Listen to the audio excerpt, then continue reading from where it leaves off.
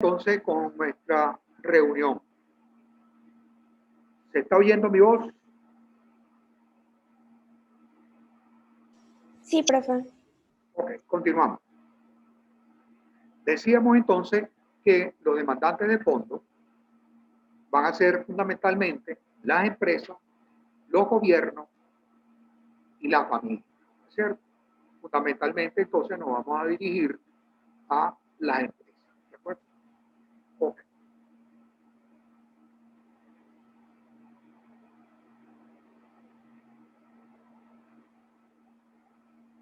¿Qué persiguen los demandantes de recursos? Allá vimos que los oferentes de recursos buscan un cierto rendimiento a sus ahorros, buscan la seguridad de la institución que va a tener sus ahorros y el poder disponer de ellos en el momento oportuno. Disponer oportunamente de sus recursos. O sea, la liquidez. Los demandantes que perseguirán.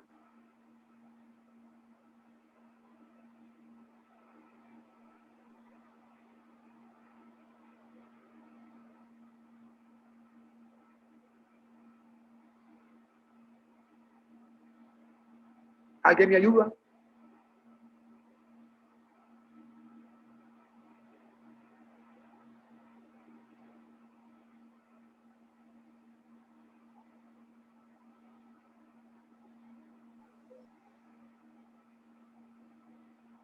Adelante, si alguien va a hablar, si no, me va a tocar a mí.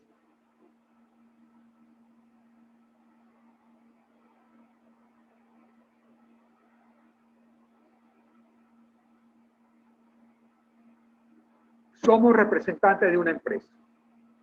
Tenemos delante de nosotros dos instituciones bancarias que nos van a prestar dinero o pueden prestarnos dinero. La misma característica de ambas, ¿ok? Los mismos plazos, etc.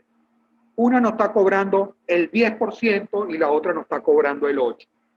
Perseguir, tenemos algún elemento para decidir a dónde vamos. Vamos a ir, o sea, uno de los elementos que vamos a perseguir es aquella que, dadas las mismas condiciones, nos cobre menos. O sea, vamos a buscar minimizar costos. Minimizar. Tenemos dos instituciones bancarias. Una tiene muy buenos antecedentes, muy buen comportamiento, nunca se le ha visto nada dudoso en sus actividades, mientras que la otra, mira, ¿qué preferimos? También ahí vamos a buscar la seguridad para nuestros recursos de empresa. ¿De acuerdo? Y una tercera cosa que deberíamos buscar es que, mire, lo vamos a atender hoy a las 8 de la mañana. Vamos allá a las 8 de la mañana, el gerente no está. Vamos a las 10, no está. Vamos en la tarde, no está. Y no solamente eso, sino que no nos da respuesta. Entonces vamos a tratar de buscar aquella institución que también, además de las dos condiciones que pusimos, los objetivos que perseguimos, ya declarados aquí, que también nos dé un buen trato. ¿De acuerdo? Entonces, ¿qué persiguen los demandantes? Mira, una, a condiciones iguales, la que signifique menores costos.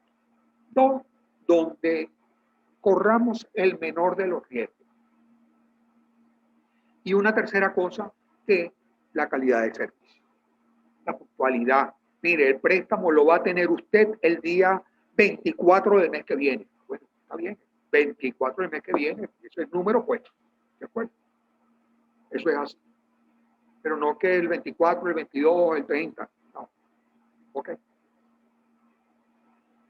¿Cómo financiarse? Alguien hablaba de financiamiento hace rato cuando estábamos allá. ¿Cómo financiarse? Ok. Las empresas, ¿cómo se financian? Primera primera posibilidad, financiarse con recursos propios. Y entonces, y la otra, buscar recursos fuera de la empresa. Cuando buscamos con recursos propios, primera cosa que deberíamos adelantar es, mira, con la misma gestión operativa de la empresa. Si la empresa está en operación, mira, pensar, los recursos que está generando la empresa son suficientes para atender esto que estamos tratando de comprar, tratando de desarrollar. De no ser así, de ser insuficiente, pensamos entonces como una primera cuestión en acciones comunes. Acciones comunes son nuevos socios que vamos a llamar a participar, nuevos socios, o que los socios actuales incrementen su participación. Acciones preferidas son acciones que le dan al tenedor de esas acciones una cierta preferencia en cuanto a reparto de dividendos. Mira, él va a cobrar primero que los demás, o si pasa cualquier accidente, él cobra primero que los demás también, pero no le da ese derecho a participar de las decisiones de la empresa. Una tercera cosa pudiera ser las asociaciones joint venture. Y eso joint venture, en la medida en que la empresa sea más grande, esto es una posibilidad. Son acuerdos estratégicos que realizan las grandes empresas. ¿Okay? Por ejemplo, la Sony con la Ericsson, allá en Noruega, en Suecia, perdón, en Suecia. Sony, una empresa japonesa, ¿no así? Y la Ericsson, que tenía un cierto problema, bueno, se juntaron las dos y resolvieron el problema. O cualquier otra, son acuerdos estratégicos. ¿De acuerdo? Son muy común entre empresas grandes. ¿Okay? Experiencias exitosas en cuanto a joint venture. Entonces, eso es sin financiarse, sin buscar recursos en el sistema financiero. Si vamos al sistema financiero, si vamos fuera de la empresa, crédito comercial. Entonces es la primera, mira, que el proveedor nuestro, en lugar de darnos 30 días, a ver si nos lo amplía por 30 días más. O si nos está vendiendo de contado, vamos a ver si nos lo vende en 30 días. Nos da un plazo de 30 días para nuestras necesidades. Fuera ya del proveedor, estamos con los préstamos bancarios. Préstamos bancarios, no, el banco no nos otorga hoy un préstamo, y ese préstamo tenemos que pagarlo en 3, 4, 5 años, 1 año, 2, 3, 4, 5 años. ¿Okay? Y hay distintas figuras en cuanto a préstamos, en cuanto a créditos bancarios. Uno más corto, uno más largo plazo. Está la otra figura llamada leasing, que es el arrendamiento financiero, donde el banco compra, en lugar de nosotros, compra el activo y nos lo arrienda. ¿Okay? Y entonces al final de los 3 años, los 2 años, el periodo convenido, el banco le dice a uno, ¿te quedas con el bien o qué hacemos? O te lo cambio por otro. ¿Okay? Porque todo eso está contenido en la contratación. ¿De acuerdo? Hipotecas también son con garantía de bienes inmuebles, con garantía de, si son bienes muebles, también la garantía puede ser, porque hipotequemos la fábrica. ¿De acuerdo? Bonos, que emitamos bonos, o sea, ya estamos hablando de palabras mayores, son empresas más grandes. ¿Okay? Entonces, todo esto puede ser transacciones que pueden celebrarse a través de la banca o instituciones de crédito. Bonos es de muy largo plazo. ¿Okay? Mientras que los otros son, en la medida en que vamos subiendo acá, pueden ser de menor plazo. Los créditos comerciales estamos hablando de 30 a 60 días. Préstamos bancarios pudieran ir hasta los 3 años. El leasing pudiera ir 3, 4, 5 años. Hipoteca, estamos hablando de 5 años en adelante. Y los bonos pudieran ser emisiones que van de 5, 10, 15, 20 años. X cosas. Estos que tenemos acá marcados son con la banca. ¿Es cierto? Vamos aquí a arrimar un poquito esto para acá. Con la banca, o con las entidades financieras, mientras que los créditos comerciales son con las empresas. Esa es manera de financiarse. Intermediación financiera. Profe, disculpa. Ajá. Adelante. ¿Podría explicar nuevamente el arrendamiento financiero? Porque no lo entendí bien. Ok, arrendamiento financiero. Supongamos que una empresa requiere comprar un equipo para expandir su producción. Cualquier empresa requiere un equipo para expandir su producción. Tiene dos alternativas. Ante la banca, tiene dos alternativas. Pedir el préstamo y comprar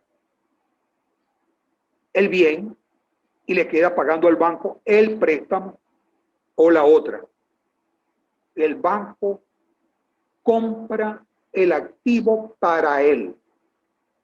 El banco compró el activo. La propiedad del activo es del banco y se lo arrienda a la empresa. Puro papeles. Se lo arrienda a la empresa. Se lo arrienda por 3 años. Le está cobrando a la empresa, le está cobrando todos los costos, por supuesto. Pero la empresa no tiene que sacar una cuota inicial. Tiene su ventaja para la empresa. No tiene que sacar la cuota inicial para comprar el activo. Y entonces es más suave para la empresa, o sea, hay una cierta inclinación, le demanda menos recursos financieros iniciales. Y la empresa queda pagando todos los meses, trimestres, años, queda pagando una cuota. Cuota que corresponde a el valor de lo que se esté comprando más los intereses que corresponden. ¿De acuerdo?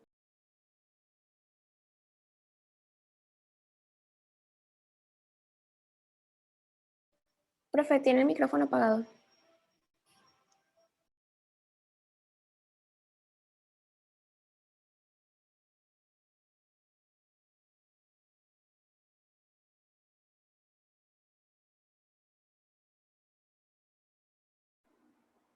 Ajá. Decía yo que para la empresa tiene una ventaja. ¿Cuáles ventajas tiene para la empresa?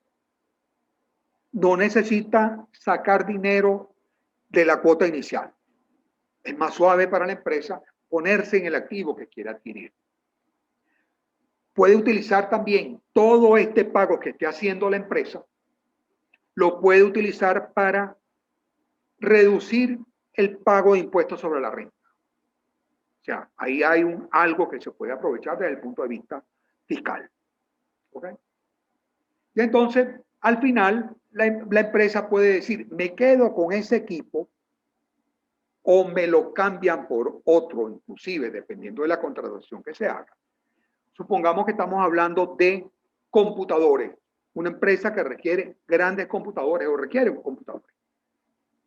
La tecnología está cambiando. A la vuelta de los 3 años, a lo mejor la empresa no requiere ese equipo, sino requiere uno más avanzado. Si lo hubiera comprado, ella, si hubiera estado bajo la otra figura, tendría delante un equipo en cierta forma obsoleto. En cambio aquí tiene la oportunidad, de acuerdo con lo que se haya convenido con el banco para hacer el leasing, para hacer este arrendamiento, puede cambiarlo sin ninguna penalidad. ¿Okay? No sé si me expliqué. Rafa, una pregunta. Sí, profe. Ajá, adelante. ¿Y qué pasa cuando la empresa dice, cámbiame este equipo por otro, pero ya se supone que el banco había comprado ese equipo? ¿Qué pasa con él? Mira, los numeritos cuando el banco le dice a uno, vas a pagar esta mensualidad, ya todo eso está considerado. Está considerado que la vida útil del equipo que tú compraste duró 3 años. O sea, los números del banco, el banco no va a hacer una transacción de este tipo para perder. ¿Ok? El banco sabe lo que está haciendo. Y en el juego está, si te ofrecieron desde un principio el cambio del equipo a la vuelta de los 3 años, eso ya está considerado. Para el banco no hay ninguna pérdida.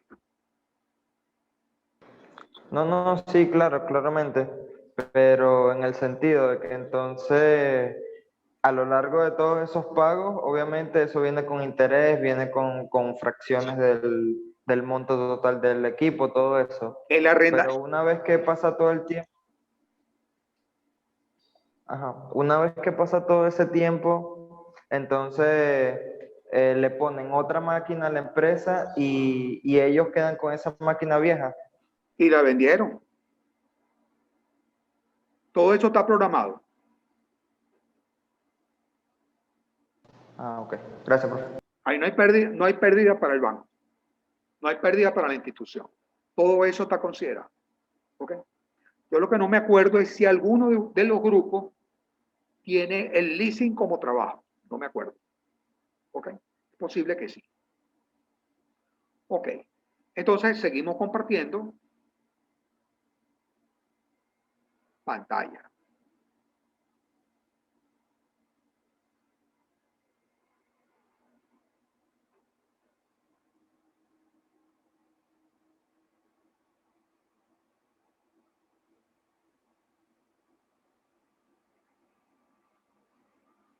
Ok.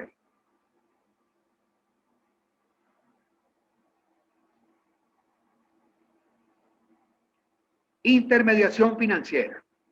¿De qué se trata? Es la actividad que realmente realiza, es la actividad natural de la banca, es la actividad natural de las instituciones financieras. Poner en contacto oferente de recursos y demandante de recursos. Ahorrista, a quien le sobra, tiene un excedente, familia, que tiene un cierto excedente de ahorro, ponerlo a disposición de las empresas o las instituciones que están necesitando estos recursos para invertir. ¿De acuerdo? Entonces, actividad dirigida a la captación de recursos con la finalidad de otorgar crédito o financiamiento, lo que estamos diciendo. Poner a funcionar, mover, como decía alguien hace rato, mover esos ahorros y ponerlos a trabajar. ¿De acuerdo? Que no permanezcan en la banca. En términos coloquiales, correa transportadora. La intermediación financiera es la correa transportadora que mueve los fondos entre ahorristas e inversionistas. Los bancos e instituciones financieras actúan como intermediarios. ¿Entre quiénes? Entre los ahorristas, que son los que tienen el dinero, y los oferentes de recursos, y las personas naturales o jurídicas que actúan como demandantes, las empresas. ¿De acuerdo? Fundamentalmente.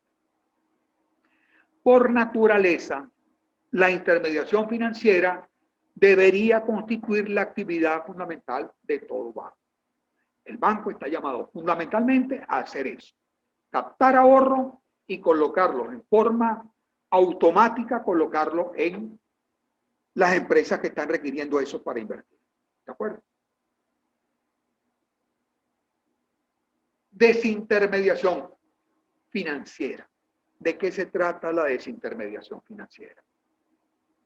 Situación caracterizada por una menor participación de las instituciones financieras en el proceso de intermediación entre de ahorro y crédito. Es cuando la banca, por alguna circunstancia, deja de participar en estas transacciones. ¿Ok? Entonces, podemos ver, aquí están señaladas dos causas, pero puede existir, o de hecho existe la tercera. Una, vamos a comenzar por la tercera. Cuando coge un Estado, un gobierno como el nuestro, le dice a la banca, todo el dinero que te entra me lo pasas al Banco Central y no lo puedes mover. O sea, banco, deja de cumplir tu función de intermediación. Eso está ocurriendo. Estaba ocurriendo cuando elevaron el encaje bancario a el 100%. Si dinero que te entra, dinero que tiene que pasar al Banco Central. Entonces, deja de captar, deja de cumplir tu función de intermediación. ¿De acuerdo? Una segunda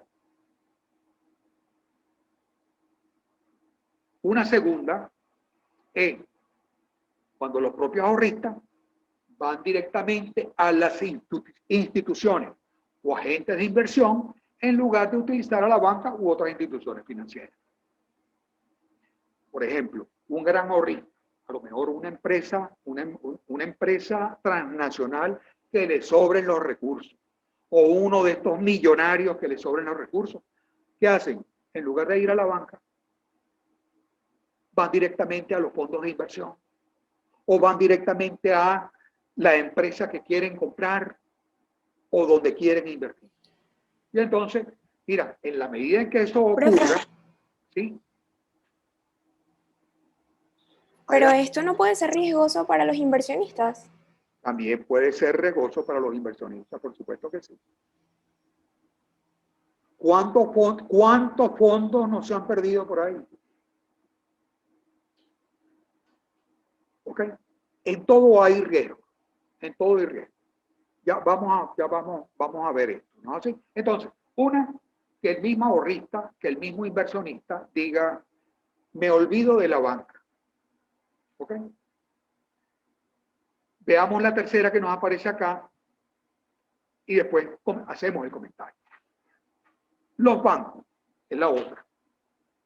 Al captar el ahorro del público, no lo prestan en la misma proporción a sus clientes naturales, sino que lo invierten en títulos, valores o lo desvían hacia otros usos.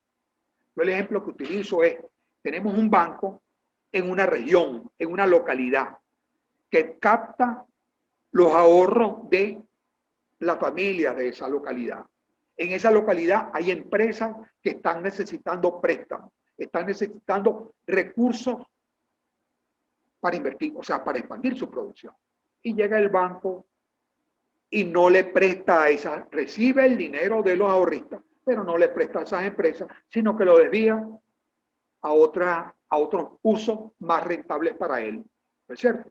Ok, entonces la función esa de desintermediación no se cumple, de intermediación, perdón, no se cumple en este caso.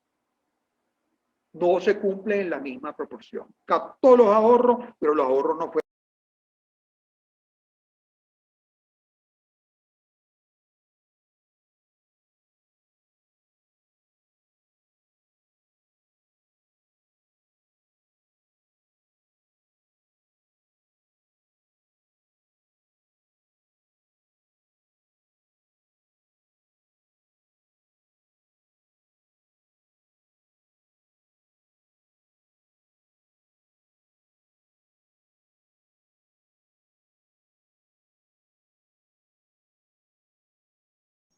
Profe, su micrófono está apagado.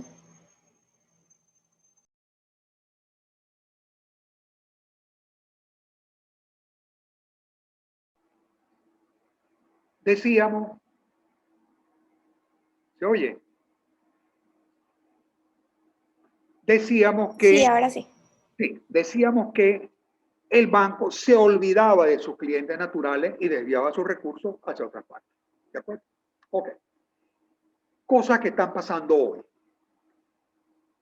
Los bancos, por determinadas circunstancias, dadas las situaciones actuales, no solamente a nivel nacional, sino a nivel internacional, están incrementando sus costos, sus tarifas de operación.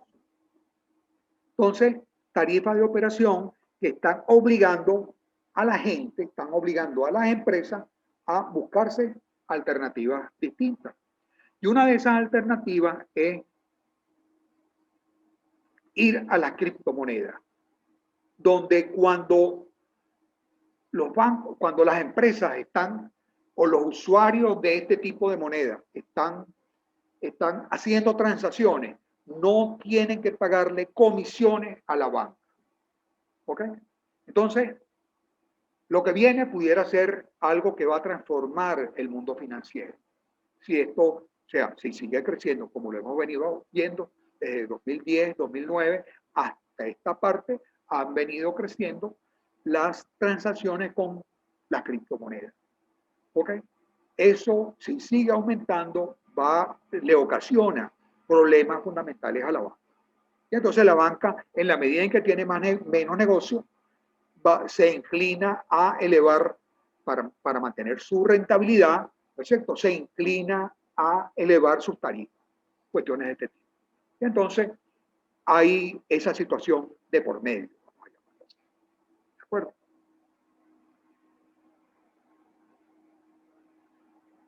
Tipo de mercado.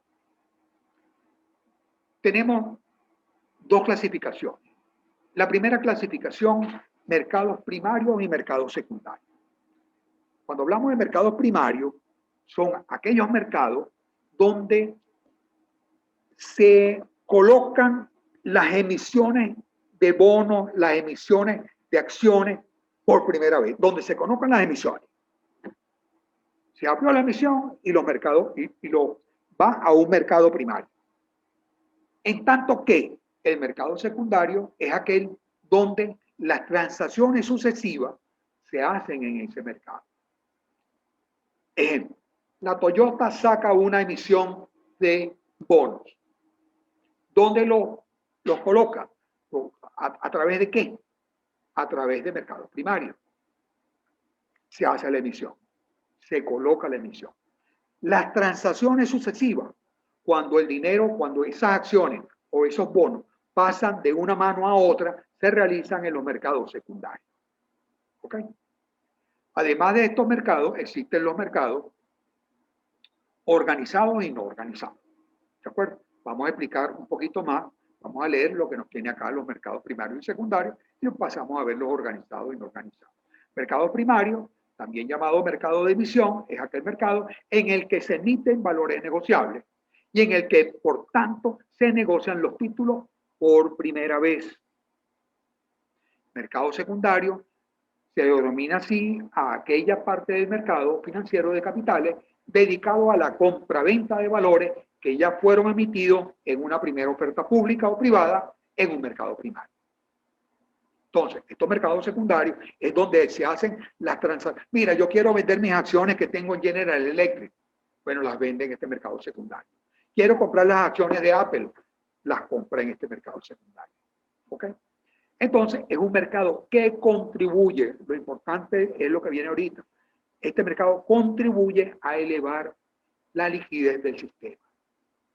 O sea, no tienes por qué quedarte con las acciones de Toyota si no te gustan. Vas al mercado y las vendes. Seguro que vas a conseguir compradores allá en el mercado de valores, en este mercado secundario. Entonces, mercado primario, mercado secundario.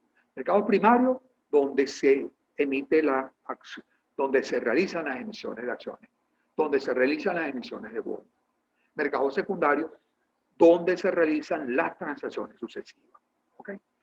Mercados organizados y no organizados. Un mercado organizado son aquellos mercados caracterizados por un ente que está al frente de ese mercado que actúa como árbitro entre las partes, la bolsa de valores.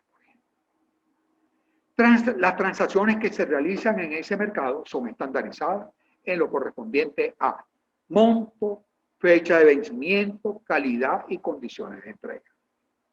Cuando ustedes leen por ahí, el precio del petróleo subió a el petróleo Brent o el petróleo del Golfo de México. Estamos hablando de un producto único llamado petróleo Brent, que tiene tales y tales características. ¿Ok? Ese petróleo, ¿no así? O ese petróleo o lo que se negocia en ese mercado es estándar. Estándar en cuanto a calidad. Estándar en cuanto al número de contratos o transacciones que se están realizando cada vez. Estándar en la fecha en que se deben hacer las transacciones o vencen las transacciones. ¿De acuerdo? Calidad, condiciones de entrega. ¿Okay? No es que cualquier día, sino en tal fecha que se realiza esto. Estos mercados, al igual que los mercados secundarios, ¿no así? Contribuyen a la liquidez del sistema. ¿Okay? Porque son transacciones genéricas. Yo no quiero quedarme con estos contratos de compra o de venta de petróleo de futuro, ¿no es cierto? Los vendo. Y hay quien, de la misma manera que hay quien compre, hay quien vende. ¿Okay? Mercados no organizados. Mercados no organizados se llaman también mercados over the counter. ¿Okay? ¿Qué significa esto? Eso significa que estos mercados no son mercados tan, vamos a llamarlo, tan estándares como el anterior, sino allá va fulano de tal a hacer una transacción particular, ¿no es cierto? 10 toneladas de maíz el día 24 de octubre y el otro señor 15 toneladas de maíz. Las cantidades son distintas, las fechas de vencimiento son distintas, las entregas son distintas. Eso, cuando las cosas se hacen de esa manera, estamos hablando de mercados no organizados. Por supuesto que si son transacciones así tan distintas, no contribuyen a la liquidez del mercado, pero son mercados que existen, ¿de acuerdo? No guardan ningún tipo de estandarización. Entonces tenemos 4 tipos de mercados: organizado, no organizado, primario y secundario. ¿Ok? Entonces ahí están los conceptos. Funcionamiento del sistema, y con esto cerramos nuestra sesión de clase y nos vamos para la tercera de la sesión para comentar el examen. La familia, que son las receptoras de los, o sea, son quienes tienen los ahorros, colocan sus ahorros a través de caja de ahorro, aseguradora, fondos de pensión, prestaciones sociales, y estos recursos van a la banca. ¿De acuerdo? Van a la banca. La banca los presta a las empresas. Prestan estos recursos a las empresas. Y estos recursos, ¿no es cierto? Estos documentos que tiene la banca por los préstamos que realizó, por las hipotecas que otorgó, por los bonos, lo que se emitió. Entonces, todos estos papeles los titularizan, los convierten en títulos. Y estos títulos nuevamente son vendidos a los ahorristas. El ahorrista, a título, o sea, ¿qué recibe? Recibe una participación de estos títulos. ¿Ok? Recibe una participación de estos títulos que están respaldados por préstamos, hipotecas. Y el funcionamiento de esto sigue así. ¿Ok? Sigue dando. ¿Alguna cosa adicional? ¿Alguna pregunta?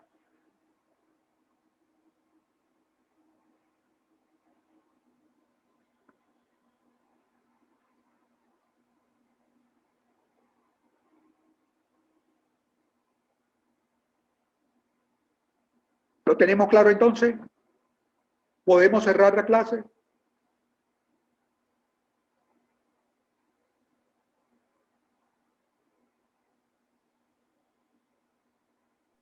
Sí, profe. Ok. Un minuto más, ¿no es cierto? Ya entramos a nuestra próxima sesión, ¿sí? Muchas gracias por su participación. Estuvo comentada, o sea, gracias por los comentarios, gracias por las preguntas, gracias por sus intervenciones. ¿Ok? Vamos entonces a tratar de buscarnos un examen que nos permita guiarnos por las preguntas, ¿sí? Profe, Sí. ¿podría por favor habilitar que podamos ver las respuestas de nuestro parcial? No, Porque yo no están ocultas. las voy a comentar. Ok. ¿Sí? Ok. Ya nos vemos.